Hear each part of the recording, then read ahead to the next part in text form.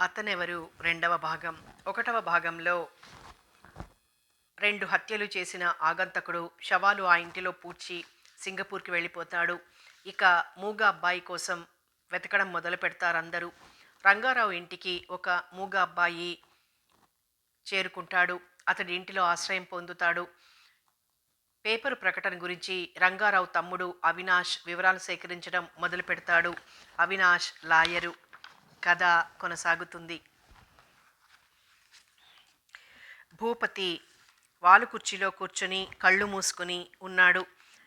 అది మెలకువ లేక నిద్రనా?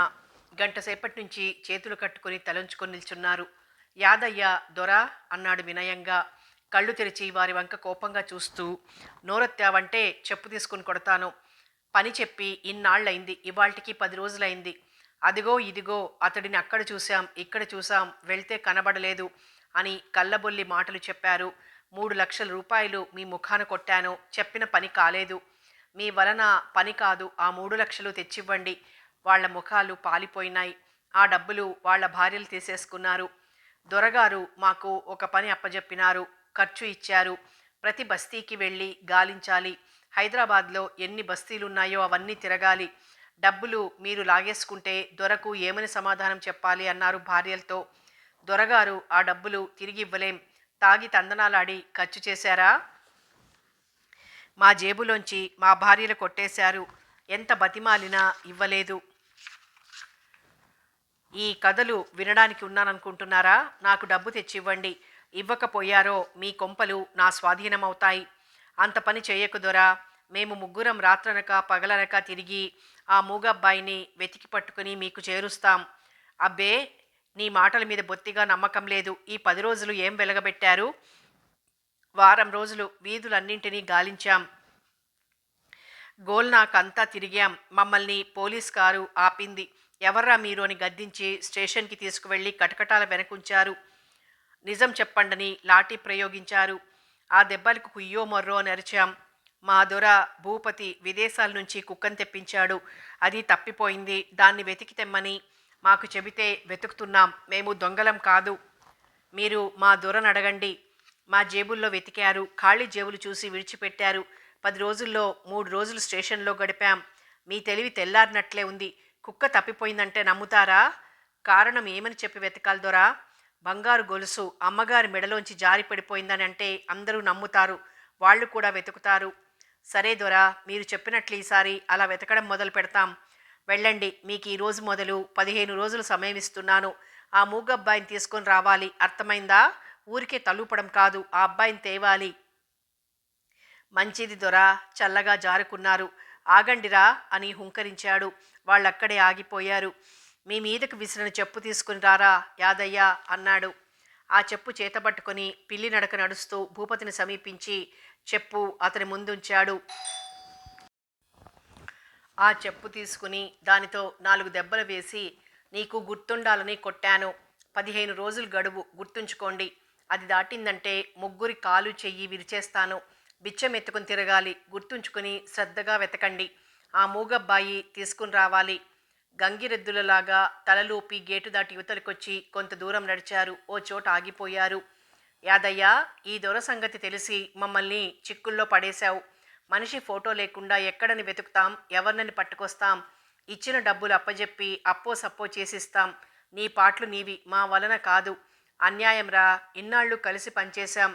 నన్ను వదిలేసి వెళ్తారా? మరేం చేయమంటావు? నువ్వే చెప్పు. ఫోటో లేకుండా ఎలా వెతికేది? జనంలో ఎలా గుర్తించేది? ప్రయత్నించుదాం. 15 రోజుల్లో వాడు దొరకలేదనుకో, తిన్నగా భూపతి దగ్గరికి వెళ్ళి దొరకలేదని చెప్పి తప్పించుకుందాం. డబ్బులు తిరిగి ఇవ్వమంటే ఏం చేస్తావు? మన పెళ్ళాల మెడలో సొమ్ము అమ్మి డబ్బులు ఇవ్వాలి. అబ్బా, ఏం తెలివిరా నీది! ఏది, నీ భార్య మెడలోంచి గొలుసు తీసుకునిరా.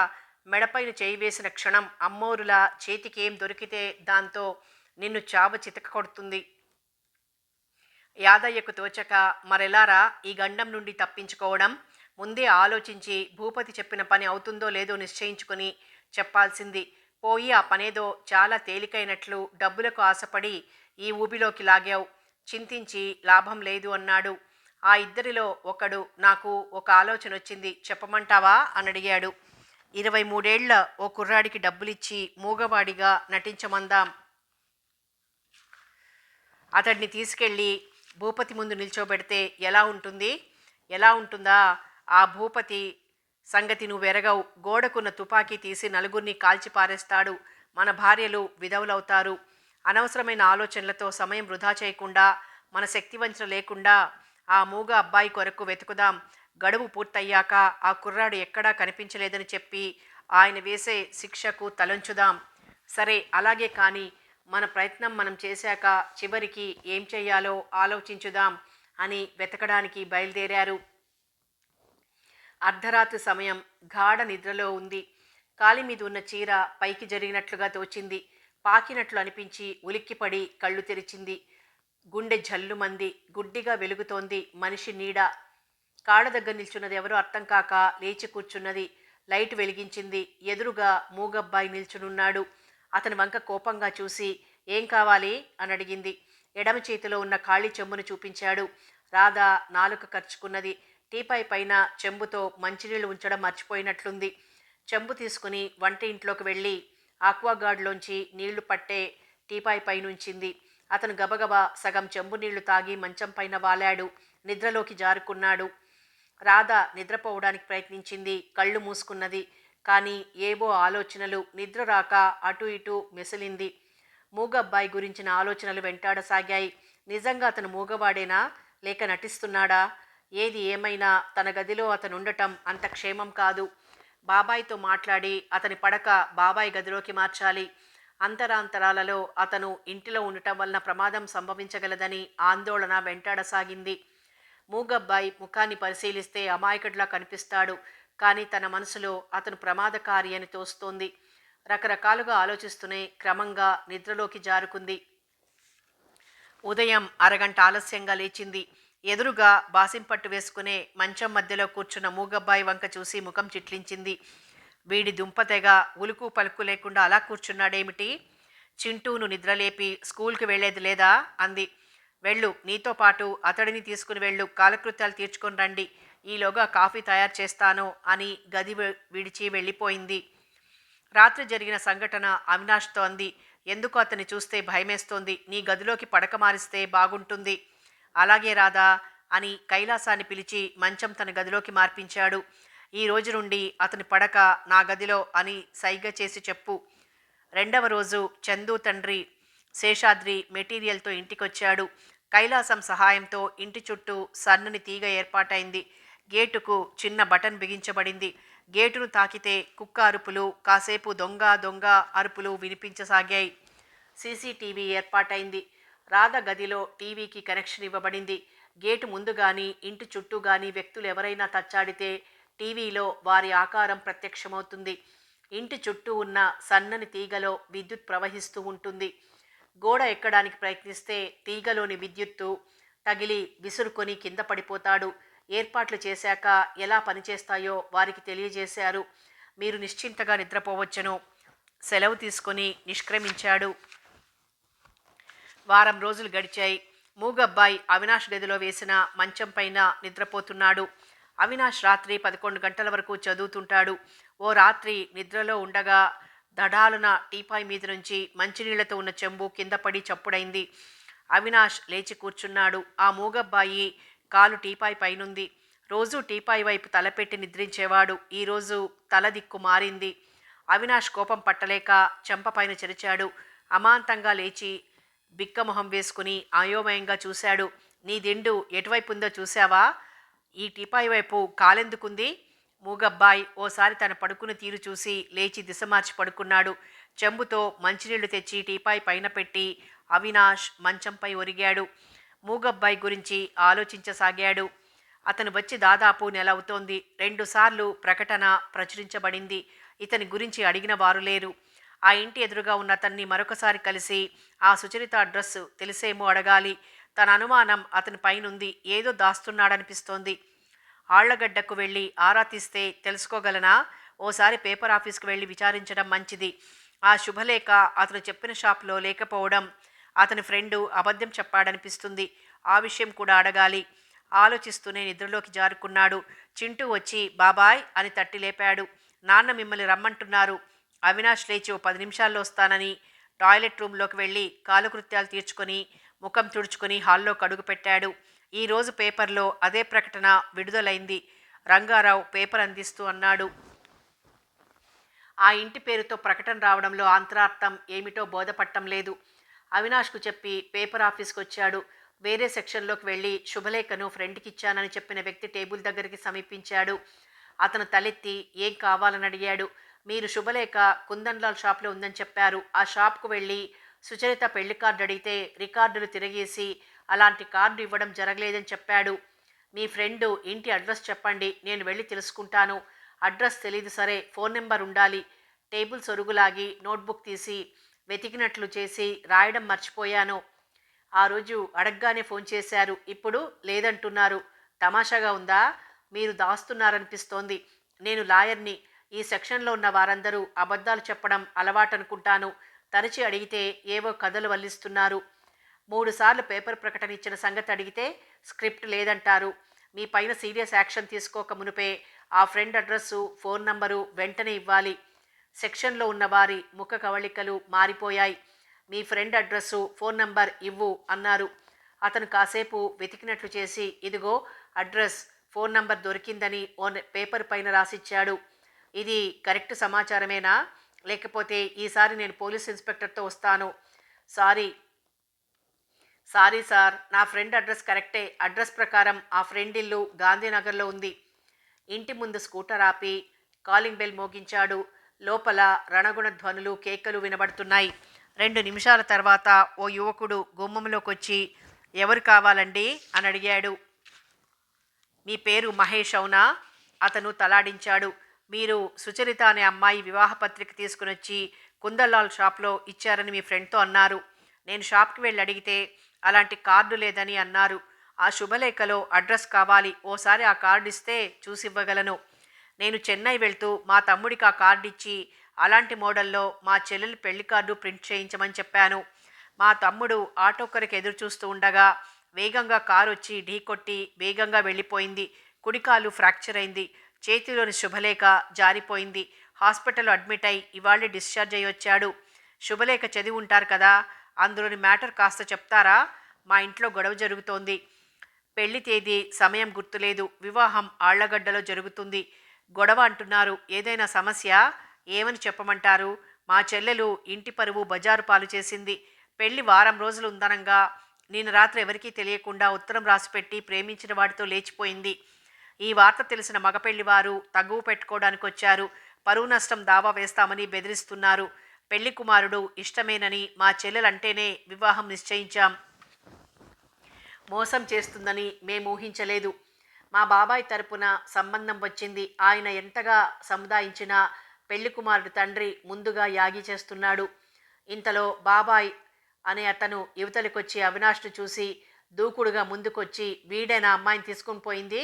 ఏరా నీకెంత ధైర్యం? అమ్మాయి ఎక్కడా అని గుమ్మం దిగిపోయాడు. బాబాయ్ తొందరపడకు, ఇతను వేరే అతను. పేపర్ ఆఫీస్ నుండి శుభలేఖ నమూనా కొరకు తెచ్చాను, దాని కొరకు వచ్చాడు. సారీ అండి, ఏమనుకోవద్దు. మా బాబాయికి కాస్త ఆవేశం ఎక్కువ. వెనక ముందు ఆలోచించడు. సహజమే కదండి. నిశ్చయించిన పెళ్ళి ఆగిందంటే బాధగానే ఉంటుంది. మరి ఏమీ అనుకోకపోతే ఆ సుచరిత అమ్మాయి వివాహం ఏ తేదీన జరగబోతోందో గుర్తు చేసుకొని చెప్పగలరా? మహేష్ అన్నతను కాసేపు ఆలోచించి పెళ్ళి 22వ తేదీ అనుకుంటాను. వాసవి కళ్యాణ మండపం, వరుడు పేరేదో ఉందండి, చివరికి పాత్రో అని ఉంది. ఈ వివరాలు చాలండి అని కదలబోతుండగా వరుడి తండ్రి దూకుడుగా వచ్చి భుజం పైన ఉన్న ఉత్తరీయం నడుముకు చుట్టుకొని నేను ఊరుకుంటానని అనుకుంటున్నారా? ముప్పు తిప్పలు పెడతాను. 10 లక్షల పరువు నష్టం దావా వేస్తాను. ఈ గంగాధరం అంటే ఏమనుకుంటున్నారు? ఇంకా అక్కడే తగలడ్డావు. భార్యను గదమాయించాడు. మహేష్, అమ్మాయి వయసు ఎంత? 24 అండి. ఆమె మేజర్. తన ఇష్ట ప్రకారం పెళ్లి చేసుకునే అధికారం ఉంది. వీళ్ళు పరువు నష్టం వేసినా చెల్లదు. లాయర్గా చెబుతున్నాను. ఏమయ్యా పెద్ద మనిషి, మీకేం నష్టం కలిగిందని గావుకేకలు పెడుతున్నావు? రూల్ ప్రకారం మీ బెదిరింపులు చెల్లవు. అమ్మాయి మేజర్ కనుక తన ఇష్ట ప్రకారం నడుచుకునే అధికారం, హక్కు కలిగి ఉంది. న్యాయంగా అయితే అమ్మాయి తల్లిదండ్రులకు బాధ, మీకేం బాధ? ఈ సంబంధం కాకపోతే మరొక సంబంధం పెంచి పెద్ద చేసి అమ్మాయి తల్లిదండ్రులకు చెప్పకుండా ఇంటి నుండి వెళ్ళిపోయిందంటే పరువు వాళ్లది పోయింది. నోరు మూసుకొని వెళ్ళిపోండి. ఇంటికొచ్చి తగు పెట్టుకుంటున్నారని మీపై పోలీస్ రిపోర్ట్ ఇస్తే కటకటాల వెనుకుంటారు. అవినాష్ను ఎగాదిగా చూసి, ఎవరబ్బాయి నువ్వు? లా తెలిసిన వాడిలా మాట్లాడుతున్నావు? గొంతులో ఇందాకటి దూకుడు లేదు. నేను లాయర్ను. మా అబ్బాయి కూడా లాయరే. నేను ఇంతగా గొంతు చించుకొని అరుస్తూ ఉంటే నోరు మెదపడేమిటి? లా తెలుసు కాబట్టి మీకు సమాధానం చెప్పలేక మౌనంగా కూర్చున్నాడు. దయచేసి మీరు వెళ్ళండి. వాళ్ళు పడుతున్న బాధ మీకు అనవసరం. వాళ్ళు వెళ్ళిపోయాక హమ్మయ్య వర్షం వెలిసినట్లయింది అన్నాడు మహేష్. వస్తానండి అని అవినాష్ స్కూటర్ స్టార్ట్ చేసి బస్ డిపోకి వెళ్ళాడు. కౌంటర్లోకి వెళ్ళి ఆళ్లగడ్డ బస్సు ఎన్నింటికి బయలుదేరుతుంది అని అడిగాడు. ఈరోజు ఉదయం బస్సులో ఖాళీ లేవు. రాత్రి 11 గంటలకు ఆఖరి బస్సుంది. 2 సీట్లు మాత్రమే ఖాళీ ఉన్నాయి. డబ్బు చెల్లించి టికెట్ బుక్ చేసుకున్నాడు. ఇంటికి చేరేసరికి చింటూ మూలుగుతున్నాడు. ఇవాళ స్కూలుకు వెళ్ళాడు. ఏదో ఒక ఘనకార్యం చేయిందే ఉండలేడు కదా. డ్రిల్ పీరియడ్లో పెద్ద పిల్లలు ఫుట్బాల్ ఆడుతూ ఉంటే వీడు వాళ్లతో కలిశాడు. బాల్ తన్నబోయి బోర్లా పడ్డాడు. మోకాలికి గాయమైంది. మోకాలు వాచింది. కుంటుతూ తిరుగుతున్నాడు. తిరగకురా, ఓ చోట కూర్చోమని చెప్తే వినడు కదా. డాక్టర్ చెప్పాడు బాబాయ్, నొప్పి ఉన్నా నెమ్మదిగా నడవాలని. అందుకే వాడు నడుస్తున్నాడు. నొప్పి కాస్త తగ్గాక నడవాలి, కానీ నొప్పి ఉన్న కాళ్లతో నడిస్తే మరింత నొప్పి వస్తుంది అనునయంగా అన్నాడు. వాడు తలూపి సోఫాలో కూర్చున్నాడు. ఇంతలో కైలాసం కేకలు వినిపించాయి. ఏమిటా అని అంతా గేట్ తీసుకుని రోడ్డు మీదకొచ్చారు. 2 వ్యక్తులు కిందపడి మూలుగుతున్నారు. ఏం జరిగింది? అవినాష్ అడిగాడు. 10 అడుగుల గోడెక్కి బాదం చెట్టు ఆసరాతో లోపలికి దిగాలని ప్రయత్నించారు.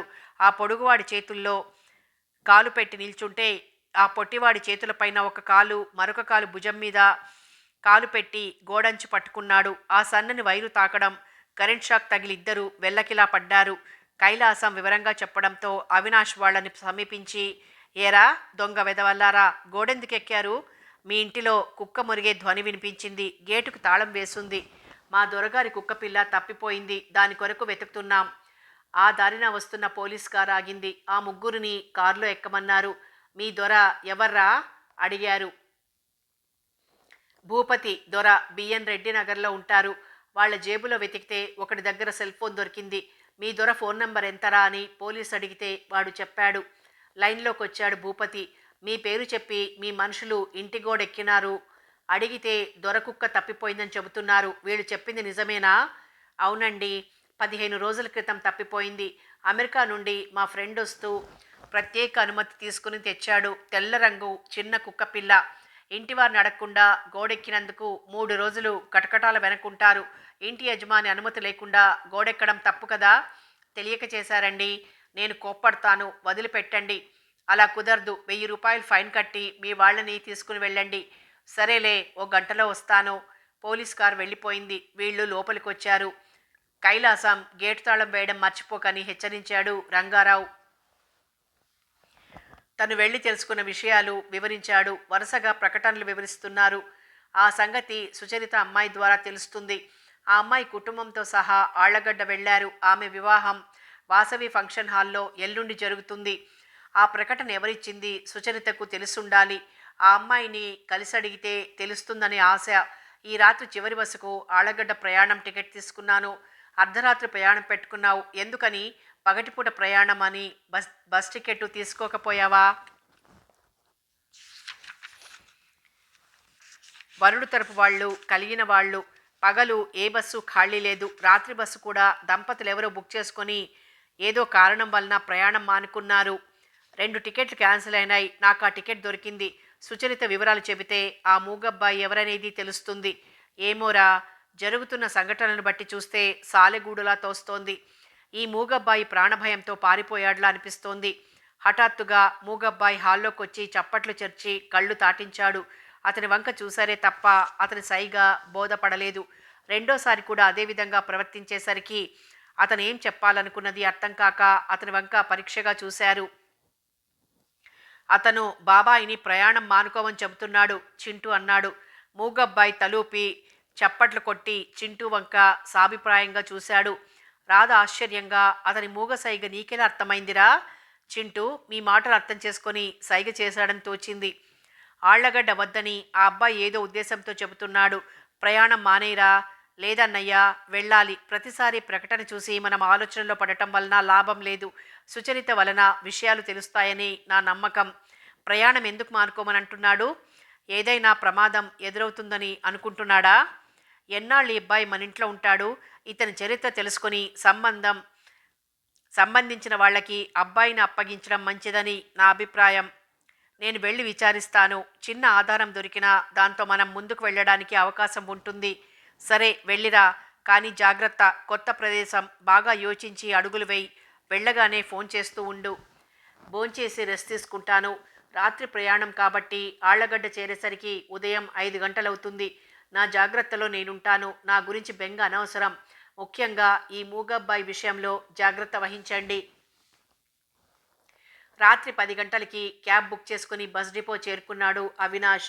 తర్వాత బస్సు ప్లాట్ఫామ్ పైన వచ్చి ఆగింది. కండక్టర్ దిగి కౌంటర్ వైపు నడిచాడు. సీట్ నెంబర్ 9లో అవినాష్ వెళ్ళి కూర్చున్నాడు. బ్యాగు పై రాక్లో పెట్టేసి కిటికీలోంచి బయటికి తొంగి చూశాడు. ప్రయాణికులు చకచకా బస్ ఎక్కి తమ సీట్లలో కూర్చున్నారు. అవినాష్ కూర్చున్న పక్క సీటు ఖాళీగా ఉంది. కండక్టర్ చార్టులోనే నమోదైన పేర్లు చదివి వారి టికెట్ పరిశీలించాడు. 10వ నెంబర్ సీటు బుక్ చేసుకున్న ప్రయాణికుడు రావాలి. 5 నిమిషాలు ఎదురుచూసి బయలుదేరదాం అన్నాడు డ్రైవర్తో. అంతలో కంగారు పడుతూ 23 సంవత్సరాల అమ్మాయి చిన్న సూట్ కేసుతో ఆగి ఉన్న బస్సులోకి ఎక్కి, నా సీట్ నెంబర్ 10 అండి, టికెట్ చూపించగా చార్ట్లో మార్క్ చేశాడు. బస్సులో అంతా మగాళ్లే. ఈ అమ్మాయి ఒక్కతే ప్రయాణికురాలు. మరోలా భావించకపోతే ఈ సూట్ కేసు పైన పెడతారా అని అడిగింది. అవినాష్ లేచి సూట్ కేసు ర్యాక్లో పెట్టాడు. ఆమె కూర్చుంటూ థ్యాంక్స్ అండి అంది. మీరొక్కరే వచ్చారు? తోడెవరూ రాలేదా? నాన్నగారు నా చిన్నతనంలోనే కాలం చేశారు. అన్నయ్య, నేను ఇరువురమే సంతానం. అమ్మ టీచర్గా ఉద్యోగం చేస్తూ మమ్మల్ని పోషించి చదివించింది. అమ్మ ఉద్యోగం నుంచి రిటైర్ అయింది. మా అన్నయ్య విష్ణు ఎంఎస్సి చేశాడు. ఇటీవల విదేశీ కంపెనీలో ఉద్యోగం వచ్చింది. వాళ్ళ హెడ్ ఆఫీస్ ఢిల్లీలో ఉంది. అత్యవసరమైన పని మీద ఢిల్లీ వెళ్లాల్సి వచ్చింది. ఈ మధ్య మా అమ్మ ఆరోగ్యం అంతంత మాత్రంగానే ఉంది. నాకు ఉద్యోగం పోస్ట్ ఆఫీస్లో వచ్చింది. ఆళ్లగడ్డలో వెళ్ళి రిపోర్ట్ చేయమని అన్నారు. ఉదయమే బయలుదేరి వెళ్లాల్సింది. రాత్రి ప్రయాణం ఎందుకు ఎంచుకున్నారు? ఆఫీస్కు ఉదయమే వెళ్ళి డ్యూటీ రిపోర్ట్ చేశాను. పై ఆఫీసర్ క్యాంప్ నుండి రావడం ఆలస్యమైంది. ఆఫీస్ ఆర్డర్ పైన వారి సంతకం చేశారు. వెళ్ళడానికి టికెట్టు భత్యం ఇచ్చారు. ఫార్మాలిటీస్ పూర్తయ్యేసరికి సాయంత్రం అయింది. నా టికెట్టు రాత్రి బస్సుకు చెందింది. మా అమ్మ రాత్రి ప్రయాణానికి సుతారాము అంగీకరించలేదు. ఆర్డర్లో మర్నాడు డ్యూటీ రిపోర్ట్ చేయగలను అనుకుంది. ఆమెకు ధైర్యం చెప్పాను.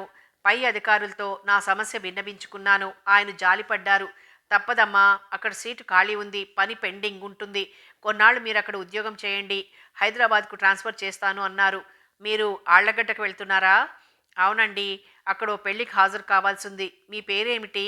స్వాతి అండి. మీరేం చేస్తుంటారు? లా డిగ్రీ పూర్తి చేశాను. జడ్జి గారి కోర్సు చదువుతున్నాను. ఆమెను ఓసారి తేరిపారా చూశాడు. ఆ అందానికి ముగ్ధుడయ్యాడు. 2 గంటల పాటు బస్సు ప్రయాణించింది. డ్రైవర్ ఆపాడు. టీ తాగాలనుకునే వాళ్ళు దిగి తాగి రావచ్చు. 10 నిమిషాలు బస్సు ఆగుతుంది. ప్రయాణికులు దిగి వెళ్లారు. ఓ వ్యక్తి వెళుతూ ఆ అమ్మాయి భుజంపై చేయి వేసి నొక్కాడు. అబ్బా అంది బాధగా. అవినాష్ గమనించి తన సీట్లోంచి లేచాడు. మీరు నా సీట్లో కూర్చోండి అన్నాడు. ఆ అమ్మాయి కృతజ్ఞతలు వెల్లడించింది. ఒంటరిగా వెళుతున్న స్త్రీలపై కొన్ని మానవ మృగాలు దుస్సహం చేస్తారు. ఆ హెడ్ ఆఫీస్ వాళ్ళు మిమ్మల్ని ఒంటరిగా పంపడం ఏమిటి? రిపోర్ట్ చేయడానికి వ్యవధి ఉంటుంది. వెంటనే రిపోర్ట్ చేయమన్నారు. ఎంత అర్జెంట్ అయినా మిమ్మల్ని వెంటనే రిపోర్ట్ చేయమని ఆర్డర్ ఇవ్వడం తప్పంటాను. నేను బస్ ఎక్కి నా సీటు మీ పక్క సీట్ అని తెలిసి తటపటాయించాను. తప్పదని వచ్చి కూర్చున్నాను. నా అదృష్టం, మీరు నా శ్రేయోభిలాషిగా గుర్తించాను. ఇందాకటి వ్యక్తి బస్ ఎక్కి 10వ నెంబర్ సీట్ సమీపించి ఆ అమ్మాయి సీటు మారడం గ్రహించి నాకేం భయం అని అవినాష్ పైనుంచి చేయి వేయబోయాడు.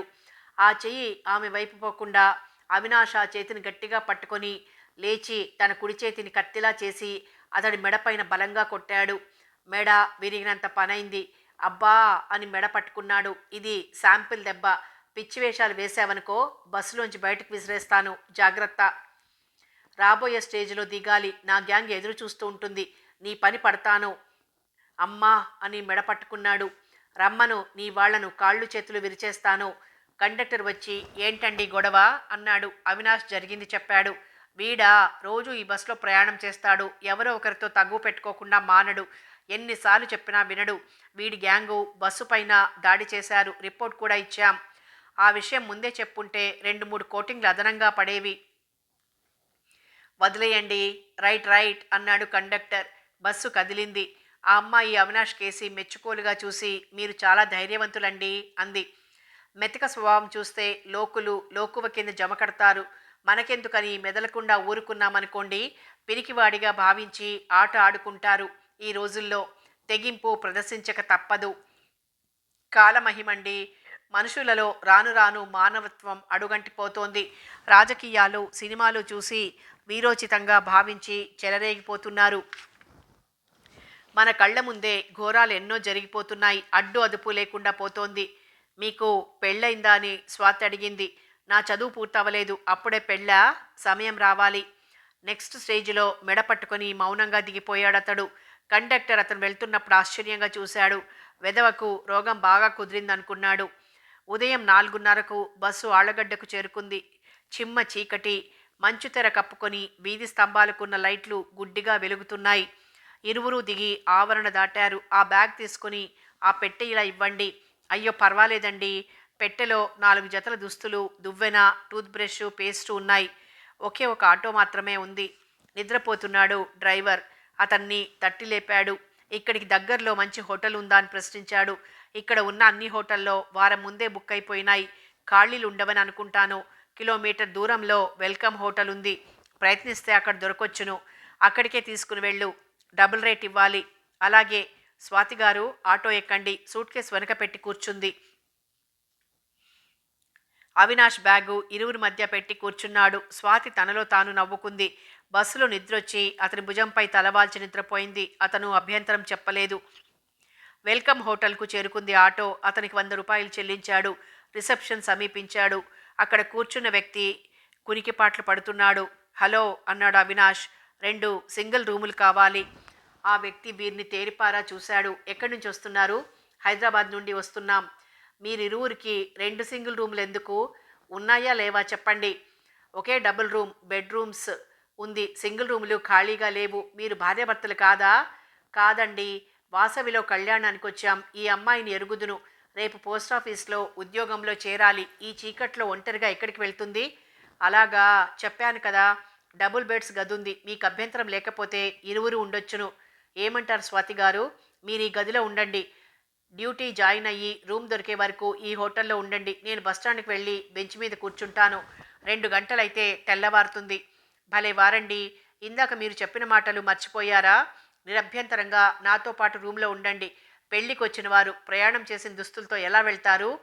అవినాష్ తన పేరున రూమ్ తీసుకుని డబ్బు చెల్లించాడు. 3 రోజుల కొరకు. డబ్బులు మీరు చెల్లించారెందుకు? డబ్బులు నా దగ్గరున్నాయి. పర్వాలేదు. నేను మీతో పాటు ఉండడం అభ్యంతరం లేనప్పుడు డబ్బులు చెల్లించడంలో తప్పు లేదు కదా. రిజిస్టర్లో తమ పేర్లు రాసి సంతకం చేశాడు. మొదటి అంతస్తులో గది నెంబరు 30. తలుపులు తెరిచి లోపలికి ఎంటర్ అయ్యాడు. రూమ్ పర్వాలేదంది స్వాతి. 2 మంచాలు చేరువుగా ఉన్నాయి. కాస్త జరిపితే మీరొక్కరే చింత లేకుండా నిద్రపోవచ్చును. ఆమె నవ్వింది. పలువరస తళుక్కుమంది. ఎదుటివారు మనసులోని భావాలు త్వరగా గ్రహించుతారు అంది. ఆ అమ్మాయి టాయిలెట్ రూమ్లోకి వెళ్ళి ఫ్రెష్ అయ్యొచ్చింది. అప్పటికే అవినాష్ ప్యాంట్ షర్ట్ హాంగర్కు తగిలించి లుంగీ కట్టుకున్నాడు. ఇక్కడంత చలిగా లేదండి. అవును. ఇరువురు నిద్రకు ఉపక్రమించారు. స్వాతి ఉదయమే నిద్రలేచి కాలకృత్యాలు తీర్చుకుంది. ఆ తర్వాత స్నానాదులు ముగించి దుస్తులు మార్చుకుంది. అవినాష్ కళ్ళు తెరిచాడు. బద్ధకంగా అనిపించింది. అలాగే పడుకొని కప్పువంక చూస్తూ ఉండిపోయాడు. స్వాతి ప్రవేశించి లేచారా అని పలకరించింది. ఆమె గొంతు విని పులకరించింది. ఆపాద మస్తకం పరికించి కడిగిన ముత్యంలా ఉంది. పెదాలపైన మందహాసం నిలిచింది. కొందరు నవ్వితే పెదాల విరుపుతో వదనం అదోలా మారిపోతుంది. అందానికి కొలబద్ద ఉండదు. కారు నలుపులో కూడా అందం ఉంటుంది. చామన ఛాయలో అందం ఉంటుంది. తెలుపు ఉన్న కొందరి ముఖం పాలిపోయినట్లుంటుంది. ఇందాకెక్కడికి వెళ్ళారు? అవినాష్ మంచం దిగుతూ అడిగాడు. బాల్కనీలో వేస్తున్న కుర్చీలో కూర్చున్నాను. తదేకంగా ఆమెను చూడటం గమనించి సిగ్గుతో తలుంచుకుంది. ఆమె అవయవాలన్నీ తీర్చిదిద్దినట్లుగా ఉన్నాయి. అప్పటికి గాని అవినాష్ బాహ్యస్మృతిలోకి రాలేదు. వడివడిగా టాయిలెట్ రూమ్లోకి వెళ్ళి దంతధావనం చేసుకుని స్నానం గావించాడు. హోటల్ వాళ్ళు ఇచ్చిన టవల్తో ఒళ్ళు తుడుచుకొని ఆ టవలే కట్టుకొని గదిలోకొచ్చాడు. అతని వంక స్వాతి పరికించింది. పచ్చటి మేని ఛాయ, ఎత్తు 5-8 అడుగులు, వ్యాయామం చేసిన శరీరం, కండలు తిరిగిన చేతులు. బ్యాగు తెరిచి చూడగా ఐరన్ చేసిన దుస్తులు కనబడక కంగారు పడ్డాడు. స్వాతి నవ్వి, మీరు వేసుకునే దుస్తులు తీసి మంచం పైనుంచాను, నేను తీసుకునేవాడిని కదా అని నవ్వుకున్నాడు. మీరు నా రక్షణ కవచంలా ఉండి ఆదుకున్నారు, ఈ కాస్త సహాయం చేయకూడదా? టాయిలెట్ ముందున్న ఖాళీ స్థలంలో వెళ్ళి దుస్తులు వేసుకున్నాడు. మంచం పైన పర్సు జేబులో దోపుకున్నాడు. జేబు రుమాలు తీసుకుని రెడీ అయ్యాడు. అతని వంక చూసి లోలోన మగవాళ్ళు ఇంత అందంగా ఉంటారా అనుకుంది. టిఫిన్ ఆర్డర్ ఇస్తాను, మీ ఇష్టం చెప్పండి. పర్వాలేదు, ఏదైనా ఒకటే అన్నాడు. ఇడ్లీ, వడ, సాంబార్ ఆర్డర్ ఇచ్చింది. 5 నిమిషాల తర్వాత తలుపు చప్పుడైంది. వెయిటర్ ట్రేలో టిఫిన్ తీసుకుని వచ్చి టీపాయ్ పైన సర్దాడు. గ్లాసులో మంచినీళ్ళు పోసి నిల్చున్నాడు. టిఫిన్ తిన్నాక 2 కాఫీ తీసుకునిరా అంది. అతను తలూపి వెళ్ళిపోయాడు. ఇరువురు టిఫిన్ తినడం ప్రారంభించారు. తినడం పూర్తయింది. డోర్ తెరుచుకొని వెయిటర్ కాఫీలతో ప్రవేశించాడు. కాఫీలో పంచదార కలుపుకొని కాఫీ సేవించారు. వెయిటర్ బిల్ ఇవ్వగా అవినాష్ డబ్బు చెల్లించాడు. మీరెందుకు ఇచ్చారు అంది. మనలో ఎవరిస్తే ఏమిటి, కాఫీ బాగుంది అంది స్వాతి. స్ట్రాంగ్ కాఫీ తాగే అలవాటు హాస్టల్లో ఉన్నన్ని రోజులు రూమ్ బాయ్కి చెప్పి తెప్పించుకునేవాడిని. చదువు పూర్తయ్యాక ఇంట్లో అంతా టీ తాగడం అలవాటు.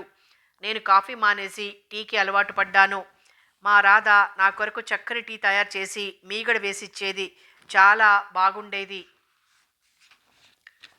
రోజు దొరికే పాల ప్యాకెట్లో మీగడ ఉండదు కదా. మా ఇంటికి కాస్త దూరంలో బాలయ్య అనే అతనికి గేదెలు, ఆవులు ఉండేవి. ఆవు పాలు మా చింటూ కొరకు, గేదె పాలు 2 లీటర్లు తెప్పించేవాళ్ళం. గేదె పాలు బాగా కాచి గోధుమ రంగులో మీగడ పాల మీద ఉండేది. మీగడతో కలిపిన పెరుగు పోసుకుని అన్నం తింటుంటే బాగుండేది. మనం మాటల్లో పడి పోస్టాఫీస్కు వెళ్ళాలన్న సంగతి మర్చాను. 9:30 కల్లా ఆఫీస్కు వెళ్ళాలి. స్వాతి తన బ్యాగ్లో అపాయింట్మెంట్ ఆర్డరు, గుర్తింపు కార్డు, పెన్ను వేసుకుంది. రూమ్కి తాళం వేసి రిసెప్షన్లో ఇచ్చి హోటల్ ఆవరణ దాటి రోడ్డు మీదకి వచ్చి నిల్చున్నారు. ఆటో వీళ్ల ముందుకొచ్చి నిల్చుంది.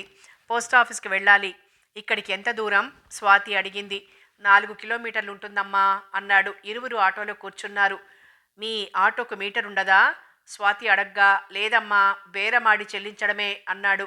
అరగంట ప్రయాణించి ఆటో పోస్టాఫీస్ ముందాగింది. స్వాతి దిగి, మీకు పనయ్యాక హోటల్కి వస్తారా లేక హైదరాబాద్కి వెళ్తారా? ఆలోచించలేదండి. ఈరోజు మీరుండిపోండి. మీరు వెళ్తాను అంటే మనసంతా అదోలా ఉంది. లేదు, మీరొచ్చే వరకు హోటల్లో ఉంటాను. ఆమె మనస్సు తేలిక పడ్డట్లయింది. ఆమె ఆఫీస్లోకి వెళ్లేదాకా ఆమె వైపే చూస్తూ ఉండిపోయాడు. ఆమె కనుమరుగయ్యాక వాసవి ఫంక్షన్ హాల్కి వెళ్ళాలి అన్నాడు ఆటో అతనితో. పెళ్ళికొచ్చారా బాబు? అవునన్నాడు. కోదండపాణి మీ బంధువా? అతనెవరు? అతనెవరు అంటారేమిటి? పెళ్లి కుమారుడు అతనే కదా. అలాగా. తండ్రి పేరు సంగారెడ్డి అయి ఉంటుంది. కాదండి, సారంగపాణి. వాళ్ళు రెడ్లు కాదండి, కాపులు. సంగారెడ్డి పేరుతో ఈ ఊళ్ళో ఎవరైనా ఉన్నారా? నాకు తెలిసినంతవరకు ఆ పేరు గల వాళ్ళెవ్వరూ లేరండి. చలపతిరావు పెద్ద ఆయన తమ్ముడు సారంగపాణి, అతని కొడుకే పెళ్లి కుమారుడు. ఆటో ఆగింది. డబ్బులు చెల్లించి హోటల్లోకి ప్రవేశించాడు. ఓ వ్యక్తి పూలదండతో అలంకరించుతున్నాడు. అతన్ని ఉద్దేశించి, పెళ్లి కూతురు విడిది ఎక్కడా అని అడిగితే, ఆ పక్కకు వెళ్ళండి, వరుసగా గదులున్నాయి, అమ్మాయి బంధువులతో పాటు ఆ గదిలో ఉన్నారు. అతను చెప్పిన వైపుకు నడిచాడు. ఒక కుర్రాడు బంతితో ఆడుతూ ఎదురుపడ్డాడు. బాబు, సుచరితను పిలుస్తావా అన్నాడు. ఆ కుర్రాడు రయ్యన పరిగెత్తి, అక్క, నీ కొరకు ఎవరో వచ్చారు. బహుశా తన ఆఫీస్ వాళ్ళు వచ్చుంటారని తలంచి అవినాష్ను సమీపించింది. ఇతను మా ఆఫీస్కు సంబంధించిన మనిషి కాదే అనుకుంది. నా పేరు అవినాష్, లాయర్ని. మీ ఆఫీస్కు వెళ్తే మీ పెళ్ళని, 4 రోజుల్లో సెలవు పెట్టారని చెప్పారు. 20 అక్టోబర్ నెల పేపర్లో మూగబ్బాయి తప్పిపోయాడు ప్రకటన వెలువడింది. ఆచూకీ చెప్పిన వారికి బహుమతి ఉంటుందని సంగారెడ్డి పేరుగల వ్యక్తి హిమాయత్ నగర్లోని 29-B అడ్రస్ ఇవ్వబడింది. అవును, గుర్తుంది. ఆ ప్రకటన నేనే తీసుకున్నాను. 4 తడవలుగా ప్రకటన విడుదల కొరకు డబ్బు చెల్లించాడు. ఆ కట్టినతన్ని గుర్తించగలరా? సుచరిత లోలోన కంగారు పడింది. రోజు ప్రకటన కొరకు జనం వస్తుంటారు, గుర్తుండదు. ఒకసారి ఆలోచించి ఆ వ్యక్తి ఎలా ఉన్నాడో వర్ణించగలరా? 2 నిమిషాలు కళ్ళు మూసుకొని సుమారు 45 వయసు ఉండొచ్చును. స్ఫోటకం మచ్చలు అని ఆగిపోయింది. ముఖంలో బాధా వీచికలొచ్చాయి. ప్రకటనలో ఇవ్వబడిన అడ్రస్కు వెళ్తే కొన్ని నెలల నుండి ఆ ఇంటికి తాళం వేసి ఉంది. జనావాసం లేని ఇల్లులా ఉంది. మనుషులు ఎవరూ లేనప్పుడు ఆ ఇంటి అడ్రస్ ఇవ్వడమేమిటి? అదీ కాక మూగబ్బాయి ఫోటో లేకుండా ఎవరు వెతకగలరు? మీరు లాయర్ కాబట్టి ఇన్ని రకాలుగా ఆలోచించగలుగుతున్నారు. ప్రకటనకు డబ్బులు చెల్లించారు. ప్రచురించడం మా బాధ్యత. మీ కాబోయే వారి పేరేమిటి? కె. కోదండపాణి. ప్రకటన ఇచ్చిన అతని పేరు సంగారెడ్డి. వారితో మీ కాబోయే వారికి పరిచయం ఉందా? ఆమె తడబడుతూ ఉంది. ఆ ప్రకటన గురించిన ప్రశ్నలు జవాబు ఇవ్వలేకపోతోంది. నాకు తెలిసినంత వరకు మా వారికి ఆ పేరు గల పరిచయస్తులు లేరు. ఒకప్పుడు మా పూర్వీకులు ఆళ్లగడ్డ నివాసస్తులే. ముఠా తగాదాలు రాజకీయాలు నచ్చక మా నాన్నగారు హైదరాబాద్కు వచ్చి స్థిరపడ్డారు. మీరు హైదరాబాద్ తిరిగి రావడం ఎప్పుడు? వారం రోజులు ఉండాలి అని ఆగి, క్షమించండి, నాకు వాంతి వచ్చేలా ఉందని లోపలికి పరిగెత్తింది. వాంతి చేసుకున్నది. పెళ్లికొచ్చిన బంధువులు వాంతి ఎందుకైందని ఆరా తీయసాగారు. స్త్రీలలో ఉన్న డాక్టరు సుచరితను పక్క గదిలోకి తీసుకెళ్లి తలుపు వేసింది. ఈ నెల మెన్సెస్ అవ్వలేదా అని అడిగింది. కాలేదండి, రెగ్యులర్గా రావడం అంటూ ఉండదు. నువ్వు నెల తప్పావు అంది బాంబు పేల్చినట్లుగా. అప్పటికే తల్లి లోపలికొచ్చి డాక్టర్ మాట వినగానే ఎంత పనిచేశావే అని అరిచింది. ఏం జరిగిందక్క అలా అరిచావు అని ఆమె బంధువు అడిగింది. ఇది చేసిన పనికి అరవక మెచ్చుకోవాలా? రేపు పెళ్ళి వియ్యాల వారికి తెలిస్తే దీనికి పెళ్ళవుతుందా? అమ్మా, అనవసరంగా రాద్ధాంతం చేయకు. మీ కాబోయే అల్లుడు చేసిన ఘనకార్యం. గత నెల 15 రోజుల క్రితం ఆయన రావడం గుర్తుందా? నన్ను మీ అనుమతితో బయటికి తీసుకువెళ్లారు. ఆయన దిగిన హోటల్కి తీసుకుని వెళ్లారు. తొందరపడ్డాం. దాని ఫలితమే ఇది అంది సుచరిత. ఈ విషయం అందరికీ తెలియాల్సిన అవసరం లేదు. వయసులో ఉన్నారు, జరగడం సహజం అంది అక్కడున్న ఆమె. అప్పటికే సుచరిత వాంతి చేసుకున్న వార్త ప్రచారమైంది. ఆమెను మోసం చేశారని ఆడవాళ్ళు అనుకోవడం దాగవు కదా. చిలువలు పలవలుగా చెప్పుకోసాగారు. సుచరితకు వరుసకు అన్నవుతాడు. అతను కళ్ళెర్ర చేసి అక్కడ నిల్చున్న అవినాష్ను సమీపించి, ఏరా, చేసింది చాలాక ఇంకా నిల్చున్నావేరా? మా అమ్మాయిని చెడగొట్టింది కాక ఇక్కడికి వచ్చి బెదిరించడానికి వచ్చావా? తనతో పాటు వచ్చిన ఇద్దరి వంక చూసి సైగ చేశాడు. అవినాష్ చెరొక రెక్క పట్టుకుని తీసుకెళ్లి స్తంభానికి కట్టేశారు. ఆ అన్నవాడు ఎడాపెడా చెంపలు వాయించాడు. ఒకడు ముష్టిఘాతాల రుచి చూపిస్తే మరొకడు కాలెత్తి తన్నాడు. అవినాష్ గట్టిగా అరిచాడు. ఆ అరుపు విని అంతా బయటకొచ్చి వింతగా చూడసాగారు. సుచరిత రావడమే అక్కడ దృశ్యాన్ని చూసి అన్నయ్య ఆగు అని కేక వేసింది. గబగబా వెళ్ళి కట్లు విప్పింది. ఇతను ఎవరనుకున్నారు? లాయర్. మా ఆఫీస్ పని మీద వచ్చారు. తెలుసుకోకుండా కొడతారా? బుద్ధుందా? పైగా నీ గ్యాంగ్తో వచ్చావా? మంచి మర్యాద లేదా? వచ్చిన వారు ఎవరని అడగాలి కదా. నీ వీరత్వం చూపడానికి ఇతనే దొరికాడా? నేనెంత చెబుతున్నా నీ బుర్రకెక్కలేదు. అనవసరంగా నన్ను కొట్టారు. రిటర్న్ గిఫ్ట్ ఇచ్చుకోవాలి కదా. చెయ్యి తిరిగేసి ఫెడీమని కొట్టాడు. ఆ దెబ్బకు 2 దంతాలు రాలిపడ్డాయి. నోటి నిండా రక్తం. చాలా? మరో దెబ్బ పడాలా? ఓ ముసలావిడి సమీపించి, అంత లావు దెబ్బ కొట్టాలా అంది.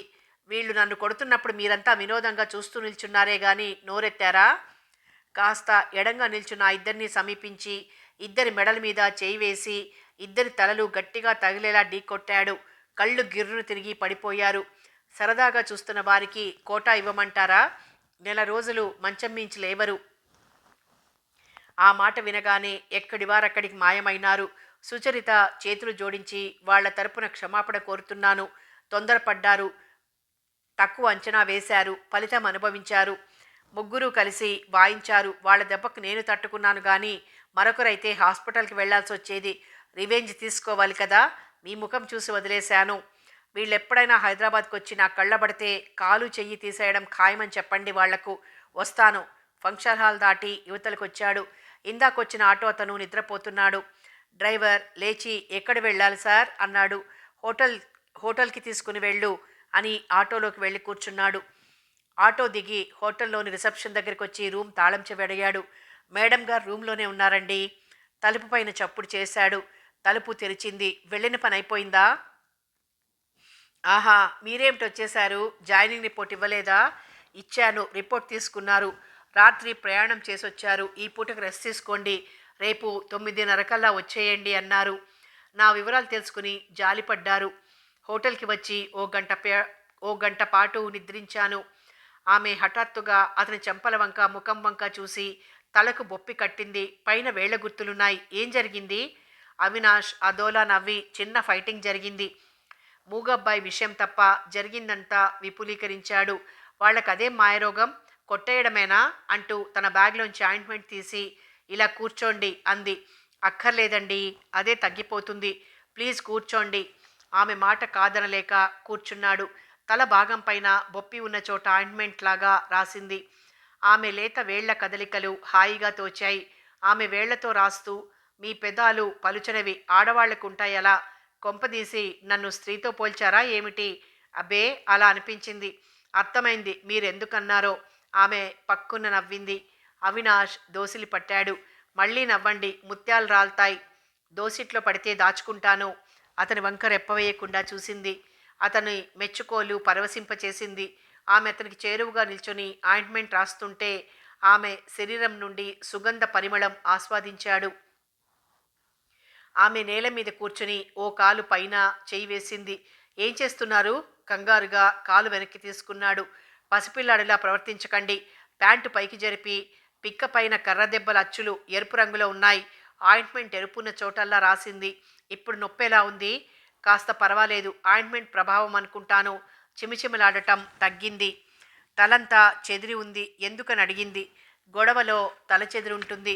స్వాతి బ్యాగులోంచి దువ్వెన తెచ్చి దువ్వింది. ఆమె ఎద సంపద కళ్ళకెదురుగా ఉంది. ఎత్తైన 2 కొండలు, మధ్యలో లోయ. దువ్వెన తీసి టీపాయ్ పైన పడేసి అతనికి ఎదురుగా కూర్చుని ఫోన్ దగ్గరికి లాక్కుని 2 టీలకు ఆర్డర్ ఇచ్చింది. వేడి వేడి టీ తాగి విశ్రాంతి తీసుకోండి. ఆప్యాయంగా ఆమె వంక చూసి, మీరెవరో నేనెవరో, మన మధ్య పరిచయం వింత అనుభూతిని కలిగిస్తోంది. ఎందుకలా భావిస్తారు? ఒక రాత్రి ప్రయాణం, ఒకే గదిలో నిద్రించాం. ఈ సమయంలో ఒకే చోట ఉన్నాం. మీ వంటి శ్రేయోభిలాషి నాకు లభించడం నా పూర్వజన్మ సుకృతం అయి ఉండొచ్చు. మన పరిచయం ఇప్పటిది కాదనిపిస్తోంది. అబ్బా అని తల పట్టుకున్నాడు. స్వాతి చివాలున లేచింది. కూర్చోండి అంది. తలమర్దన కార్యక్రమానికి తయారవ్వకండి. ఇంతలో వెయిటర్ టీ పట్టుకునొచ్చాడు. వేడివేడి టీని ఆస్వాదించారు. అమ్మయ్య, కాస్త తేలిక పడింది అన్నాడు. అవినాష్, కాసేపు నిద్రపోండి అంది. అతను తలూపి దిండు మీదకి తలానించాడు. ఈరోజు బయలుదేరి వస్తున్నాడని ఎదురు చూస్తూ ఉంటారు. దెబ్బల మూలాన ఒళ్లంతా హూనమైంది. ప్రయాణం చేసే ఓపిక లేదు. వెళ్ళి దుస్తులు మార్చుకుని లుంగీ కట్టుకున్నాడు. వాళ్ళు కొట్టిన దెబ్బలను సహించాడు. మరొకరైతే పడకేసేవారు. మూగబ్బాయి జ్ఞప్తికొచ్చాడు. తన్ను ప్రయాణం చెయ్యొద్దు అని ఎందుకన్నాడు? అతను ఈ ప్రాంతానికి చెందినవాడే ఉండొచ్చునా? స్వాతి తలపైన చేయి వేసి, నిద్రపోకుండా ఆలోచనలో పడ్డారేమిటి? లేదు, నిద్రకు ప్రయత్నిస్తున్నాను. అరగంట గడిచింది. ఆ రోజు పేపర్ తిరిగేస్తూ యథాలాపంగా అవినాష్ కేసు చూసింది. చలి కొణుకుతున్నాడు. ఆమె లేచి వెళ్ళి రగ్గు తీసి కప్పింది. అయినా వణుకు తగ్గలేదు. అతన్ని ఆనుకొని పడుకుని చేయి వేసింది. కొద్దిసేపటికి వణుకు తగ్గింది. అవినాష్ ఎదురుగా ఉన్న ఆమె వంక చూసి, అనవసర శ్రమ కలిగించాను. మీ మంచం పైన వెళ్ళి పడుకోండి. మీ పక్కనుంటే పాతివ్రత్యానికి భంగం కలుగుతుందా? మీకు వేడి అవసరం. మీరు నిశ్చింతగా నిద్రపోండి. తలలో వేళ్లు పోనిచ్చి సన్నగా దువ్వుతుండగా అతని కన్నులు మూతపడ్డాయి. గాఢ నిద్రలోకి వెళ్ళిపోయాడు. దెబ్బలు బాగానే తగిలాయి. స్వాతికి అతన్ని ముద్దు పెట్టుకోవాలన్న చిలిపి కోరిక కలిగింది. ముందుకు జరిగింది. వేడి నిశ్వాస తగులుతోంది. ఆ పెదాల పైన సున్నితంగా తన పెదాలతో ముద్దు వేసింది. అతనిలో కదలిక ఇసువంతైననూ లేదు. పాపం దెబ్బలు కలిసిపోయాడు. తదేకంగా అతన్ని చూస్తూ గడిపింది. క్రమంగా నిద్రలోకి జారుకుంది. అలా ఎంతసేపు నిద్రించారో వారికి తెలియదు. ఫోన్ రింగ్ అయింది. ముందుగా అవినాష్ మేల్కొని తనను ఆనుకొని నిద్రిస్తున్న స్వాతిని చూసి త్రుటికాలం నివ్వెరపోయాడు. తానే పరిస్థితిలో ఉండగా ఆమె చేరువై పడుకుందో అర్థం చేసుకున్నాడు. నెమ్మదిగా లేచి రిసీవర్ ఎత్తాడు. భోజనం వేళ దాటింది. ఆర్డర్ ఇవ్వడం మర్చారా? నిన్న రాత్రంతా ప్రయాణం చేశాం కదా, నిద్ర పట్టేసింది. 5 నిమిషాల్లో ఆర్డర్ ఇస్తామన్నాడు. స్వాతిని సమీపించి నెమ్మదిగా తట్టాడు. వెంటనే లేచి చుట్టూరా అయోమయంగా చూసింది. భోజనం చెయ్యాలి కదా. రిసెప్షన్లో అతను ఫోన్ చేశాడు. మిమ్మల్ని అడిగి తెలుపుతానని అన్నాను. మీరు వెజ్జా, నాన్ వెజ్జా? చికెన్ వేపుడు, మిరియాల చారు, కర్డ్ రైస్ అంది. ఇరువురికి అదే ఐటమ్స్ ఆర్డర్ ఇస్తాను. ఓ 10 నిమిషాల అనంతరం వెయిటర్ వారి ఆర్డర్ ప్రకారం ట్రేలో తెచ్చి టీపాయ్ పైన అమర్చాడు. అవినాష్ నువ్వు వెళ్ళు, అవసరమైతే కబురు చేస్తానన్నాడు. వెయిటర్ తలుపు మూసి వెళ్ళిపోయాడు. ఇప్పుడు మీ ఒంట్లో ఎలా ఉందండి అడిగింది. పర్వాలేదు, మునుపటంత బాధ లేదు, తగ్గింది.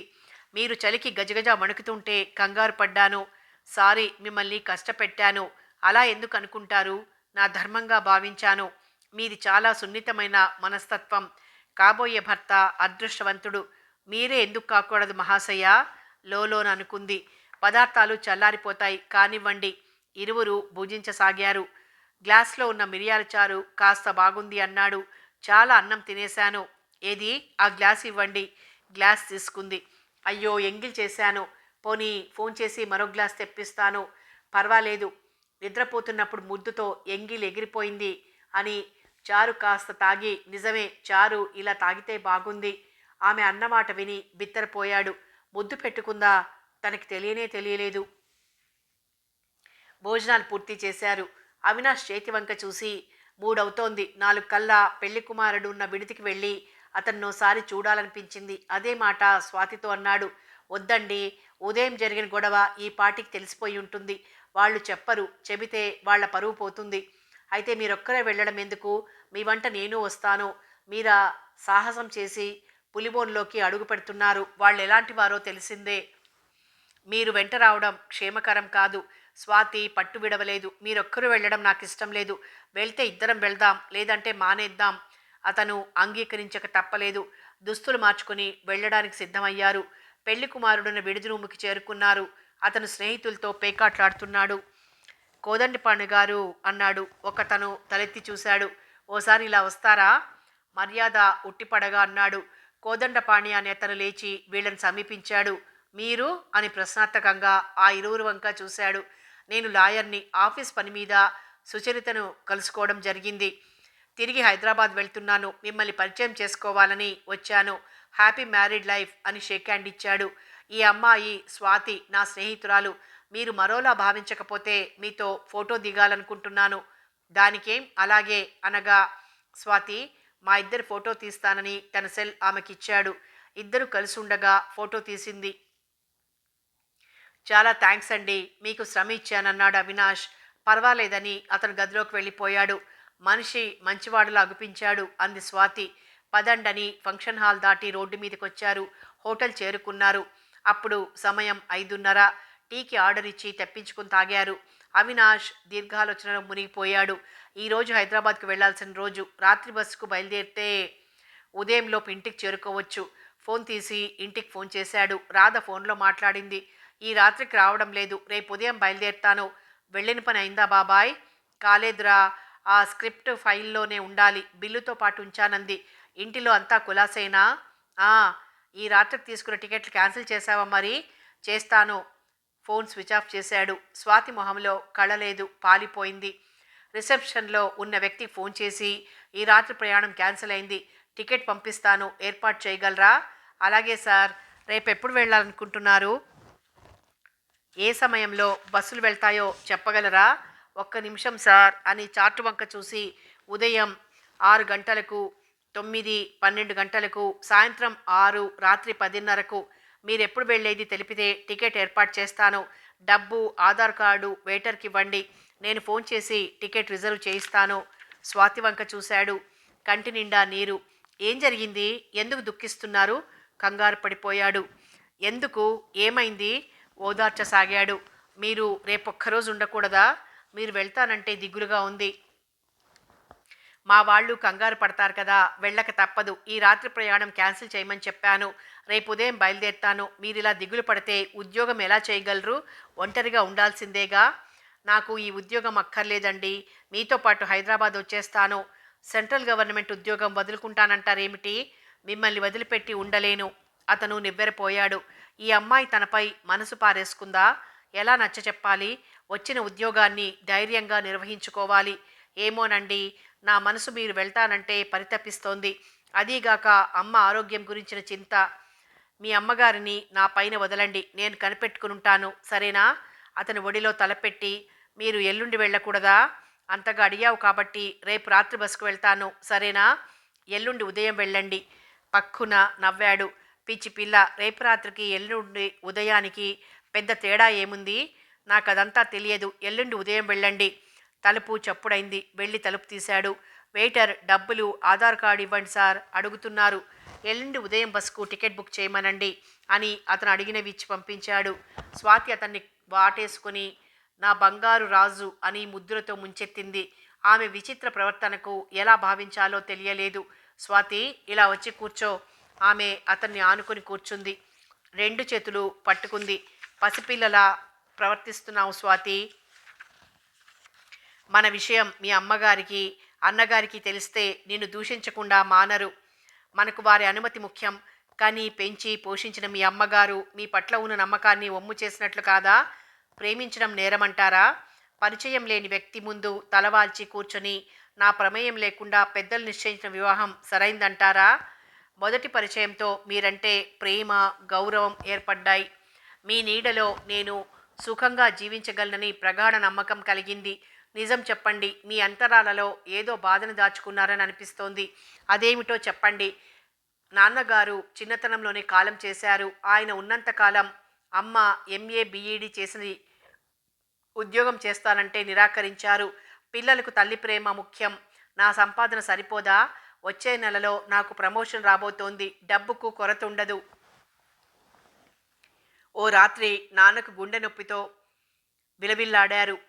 అమ్మ కాళ్ళు చేతులు ఆడలేదు. అంబులెన్స్కి ఫోన్ చేసింది. అన్నయ్యను నిద్రలేపి చెల్లాయిని చూస్తూ ఉండు అని అంబులెన్స్లో నాన్నతో పాటు వెళ్ళింది. దారిలోనే నాన్న శ్వాస ఆగిపోయిందన్న సంగతి తెలియదు. అంబులెన్సు హాస్పిటల్కు చేరింది. డాక్టర్ హడావిడిగా వచ్చి పరీక్షించి స్ట్రెచర్ పైన ఎమర్జెన్సీలోకి తీసుకువెళ్లారు. ఛాతీపై మసాజ్ చేశారు. నానా రకాలుగా తిరిగి శ్వాస రావడానికి ప్రయత్నించారు. వారి ప్రయత్నాలు ఫలించలేదు. అమ్మ ఉద్యోగం చేయక తప్పలేదు. ఆమె టీచర్గా నియమింపబడి పక్క ఊరుకు బదిలీ చేశారు. అన్నయ్యను 10వ క్లాస్లో ఉన్నాడు. హాస్టల్లో చేరాడు. నేను అమ్మతో పాటు ఊరు వెళ్ళాను. అక్కడ స్కూల్లో చేరాను. మా అమ్మ కఠినంగా క్రమశిక్షణ పాటించేది. అక్కడ హెడ్ మాస్టర్కు మా అమ్మ ప్రవర్తన నచ్చలేదు. పై అధికారులకు ఉన్నవి లేనివి చెప్పి ఆ స్కూల్ నుండి మరో ఊరు స్కూల్కి బదిలీ చేయించారు. 6 నెలలు గడిచాయి. టీచర్లు పిల్లల చదువుల పట్ల శ్రద్ధ చూపకపోవడం అమ్మ సహించలేకపోయింది. సరాసరి హెడ్ మాస్టర్ను కలిసి టీచర్ల ప్రవర్తన గురించి ఫిర్యాదు చేసింది. హెడ్ మాస్టర్ నెమ్మదిగా, చూడమ్మా, నీ క్లాస్లో పిల్లల గురించి నువ్వు శ్రద్ధ వహిస్తే చాలు. ఇతర టీచర్ల విషయం నాకు వదిలిపెట్టేయండి అన్నారు. హెడ్ మాస్టర్ అలా అనడం సహించలేకపోయింది. పై అధికారులకు టీచర్లపై, హెడ్ మాస్టర్పై ఫిర్యాదు చేయగా హఠాత్తుగా ఆఫీసర్ ఆ స్కూల్కి వచ్చాడు. ప్రతి క్లాస్ తిరిగి విద్యార్థులను ప్రశ్నించాడు. అమ్మ ఫిర్యాదులోని పాటలు నిజమని తేలాయి. హెడ్ మాస్టర్ను వెంటనే ట్రాన్స్ఫర్ చేశారు. అతని ప్లేస్లో అమ్మను హెడ్ మాస్టర్గా నియమించారు. మొదట ఉన్న టీచర్లను తలొక స్కూల్కు ట్రాన్స్ఫర్ చేసి కొత్త వాళ్లను చేర్చారు.